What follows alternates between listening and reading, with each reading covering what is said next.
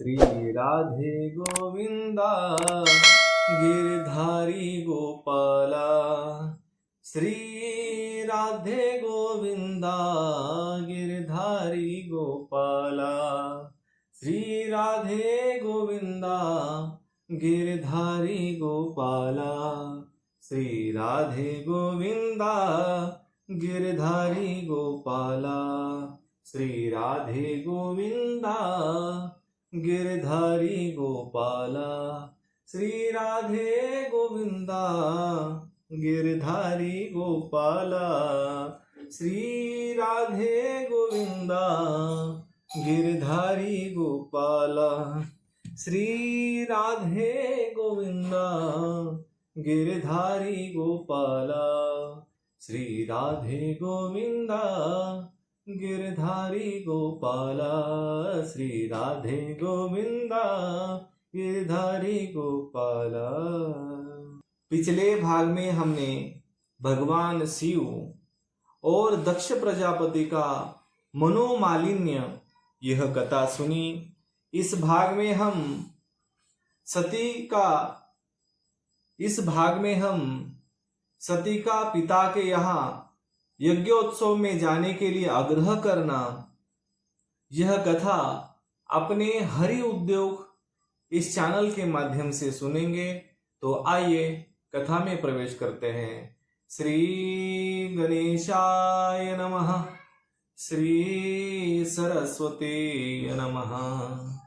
श्री सांब सदा शिवाय नमः। आदि नमन वागेश्वरी ब्रह्मयाची कुमरी। माझे नमन गातीच्या चरणी। बारंबार मस्तक नमवी तसे। वासुदेव सुतं देवं कंसचानूरमर्दनं। देवकी परमानन्दं कृष्णं वन्दे जगद्गुरुं।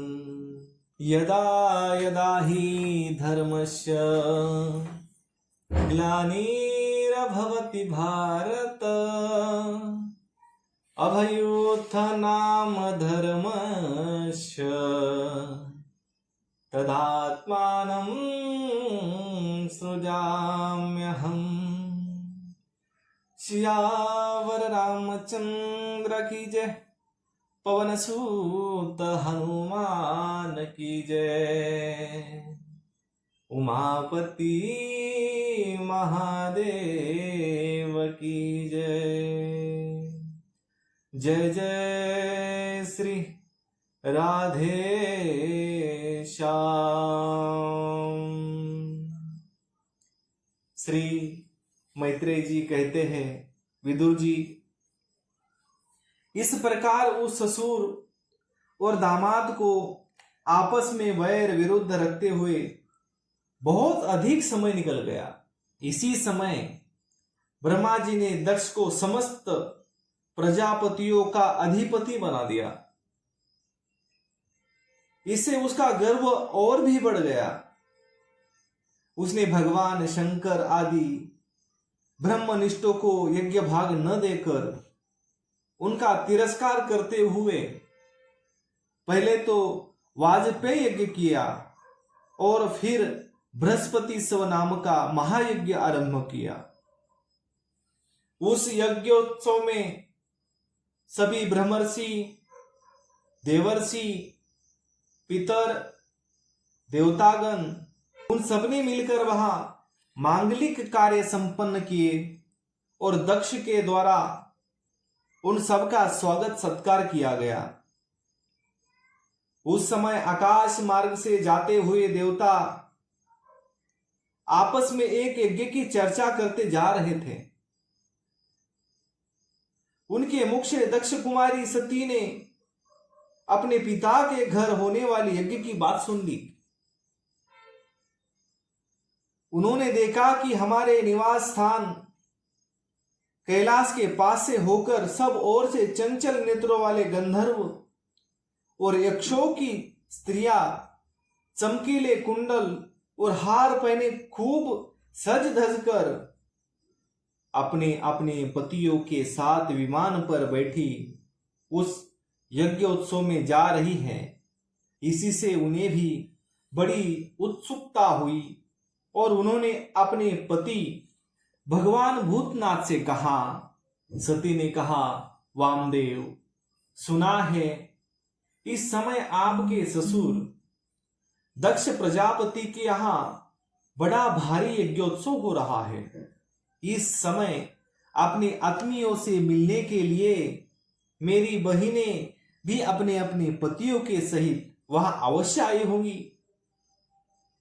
मैं भी चाहती हूं कि आपके साथ वहां जाकर माता पिता के दिए हुए गहने, कपड़े आदि उपहार स्वीकार करूं। वहां अपने पतियों से सम्मानित बहनों, मौसियां और स्नेह हृदया जननी को देखने के लिए मेरा मन बहुत दिनों से उत्सुक है। कल्याणमय, इसके सिवा वहां महर्षियों का रचा हुआ श्रेष्ठ यज्ञ भी देखने को मिलेगा। अजन्मा प्रभु, आप जगत की उत्पत्ति के हेतु हैं। आपकी माया से रचा हुआ यह परम आश्चर्यमय त्रिगुणात्मक जगत आप ही में भास रहा है, किंतु मैं तो स्त्री स्वभाव होने के कारण आपके तत्व से अनभिज्ञ और बहुत दीन हूं। इसलिए इस समय अपनी जन्मभूमि देखने को बहुत उत्सुक हो रही हूं। जन्म रहित नीलकंठ, देखिए इनमें कितनी ही स्त्रियां तो ऐसी है जिनका दक्ष से कोई संबंध भी नहीं है, फिर भी वे अपने अपने पतियों के सहित खूब सज धज कर झुंड की झुंड वहां जा रही है। वहां जाने वाली इन देवताओं के राजहंस के समान श्वेत विमानों से आकाश मंडल कैसा सुशोभित हो रहा है। सूरज श्रेष्ठ ऐसी अवस्था में अपने पिता के यहाँ उत्सव का समाचार पाकर उसकी बेटी का शरीर उसमें सम्मिलित होने के लिए क्यों न छटपटाएगा। पति, गुरु और माता पिता आदि सूर्योदय के यहाँ तो बिना बुलाए भी जा सकते हैं। अतः देव, आप मुझ पर प्रसन्न हो।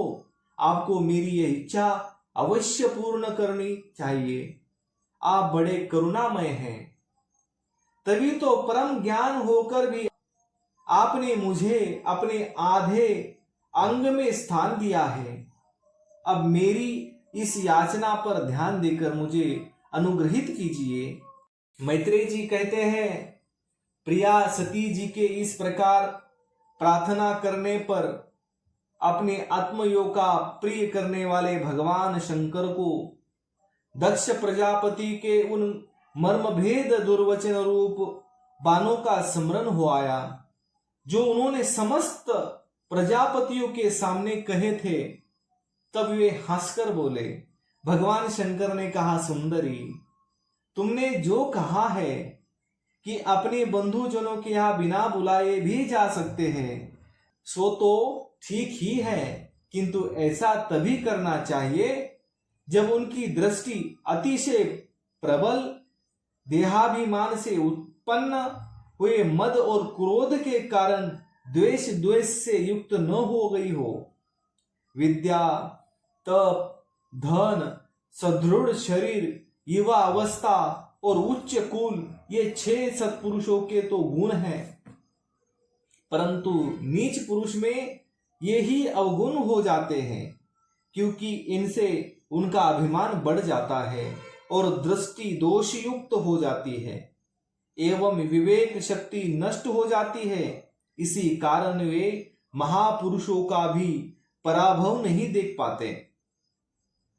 इसी से जो अपने यहां आए हुए पुरुषों को कुटिल बुद्धि से वहां चढ़ाकर रोष भरी दृष्टि से देखते हैं, उन अव्यवस्थित चित्त लोगों के यहाँ ये हमारे बांधव है ऐसा समझकर कभी नहीं जाना चाहिए। देवी शत्रुओं के बाणों से बिंध जाने पर भी ऐसी व्यथा नहीं होती जैसी आपने कुटिल बुद्धि स्वजनों के कुटिल वचनों से होती है। क्योंकि बाणों से शरीर छिन्न भिन्न हो जाने पर तो जैसे तैसे निद्रा आ जाती है। कुआ क्यों से मर्मस्थान विद्ध हो जाने पर तो मनुष्य हृदय की पीड़ा से दिन रात बेचैन रहता है। सुंदरी, अवश्य ही मैं यह जानता हूं कि तुम परमोन्नति को प्राप्त हुए दक्ष प्रजापति को अपनी कन्याओं से सबसे अधिक प्रिय हो, तथापि मेरी आश्रिता होने के कारण तुम्हें अपने पिता से मान नहीं मिलेगा, क्योंकि वे मुझसे बहुत जलते हैं। जीव की चित्तवृत्ति के साक्षी अहंकार शून्य महापुरुष को समृद्धि को देखकर जिसके हृदय में संताप और इंद्रियों में व्यथा होती है, वह पुरुष उनके पद को तो सुगम गति से प्राप्त नहीं कर सकता। बस दैत्यगण जैसे श्री हरि से द्वेष मानते हैं, वैसे ही उनसे कूड़ता रहता है। सुमध्य में तुम कह सकती हो कि आपने प्रजापतियों की सभा में उनका आदर क्यों नहीं किया, सो ये सम्मुख जाना, नम्रता दिखाना, प्रणाम करना आदि क्रियाएं जो लोक व्यवहार में परस्पर की जाती है, तत्वज्ञानों के द्वारा बहुत अच्छे ढंग से की जाती है। वे अंतर्यामी रूप से सबके अंतःकरण में स्थित वासुदेव को ही प्रणाम आदि करते हैं, देहाभिमानी पुरुष को नहीं करते। विशुद्ध अंतःकरण का नाम ही वसुदेव है, क्योंकि उसी में भगवान वासुदेव का अपरोक्ष अनुभव होता है। उस शुद्ध चित्त में स्थित इंद्रियातीत भगवान वासुदेव को ही मैं नमस्कार किया करता हूँ। इसलिए प्रिय, जिसने प्रजापतियों के यज्ञ में मेरे द्वारा कोई अपराध न होने पर भी मेरा कटु वाक्यों से तिरस्कार किया था, वह दक्ष यद्यपि तुम्हारे शरीर को उत्पन्न करने वाला पिता है, तो भी मेरा शत्रु होने के कारण तुम्हें उसे अथवा उनके अनुयायियों को देखने का विचार भी नहीं करना चाहिए। यदि तुम मेरी बात न मानकर वहां जाओगी तो तुम्हारे लिए अच्छा न होगा, क्योंकि जब किसी प्रतिष्ठित व्यक्ति का अपने आत्मीय जनों के द्वारा अपमान होता है, तब वह तत्काल उनकी मृत्यु का कारण हो जाता है। तो आज के लिए इतना ही। कर्पूर गौरम करुणावतारम संसार सारम भुजगेन्द्रहारम सदा वसंतम हृदयारविंदे भवं भवानी सहितं नमामि। शेष चर्चा अगले भाग में। जय जय श्री राधे श्याम।